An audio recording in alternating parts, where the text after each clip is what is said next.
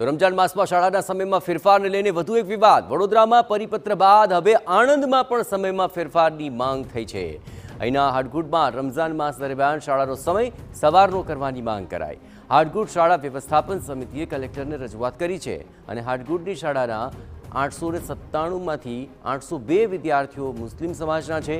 વડોદરા, હિંમતનગર, નવસારી અને ભરૂચની શાળામાં ફેરફાર કરી દેવાયો છે. આણંદની શાળાના સમયમાં પણ ફેરફાર કરવા માટે તેથી જ રજૂઆત સામે આવી છે.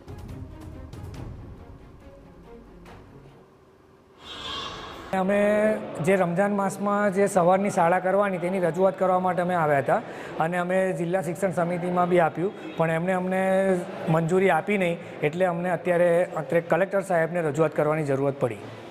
કઈ બાબતને લઈને આવેદનપત્ર આપવાનું છે? આવેદનપત્ર એટલે આપ્યું છે કે રમજાન માસમાં જે બપોરની પાળી છે, જે રમજાન માસમાં છોકરાઓને સવલત થાય એટલે સવારની પાળી કરવા માટે અમે રજૂઆત કરવા માટે આવ્યા છે. બીજા કયા કયા જિલ્લાઓમાં સવારની સ્કૂલ છે? વડોદરા જિલ્લામાં છે, નવસારીમાં છે, ભરૂચમાં છે. આ બધા જિલ્લાઓમાં સવારની પાળી થઈ ગઈ છે અને જે જિલ્લા શિક્ષણ સમિતિએ પહેલેથી અગાઉથી જ આનો પરિપત્ર બહાર પાડ્યો છે, જે આપણા આણંદ જિલ્લામાં બહાર પાડવામાં આવ્યો નથી.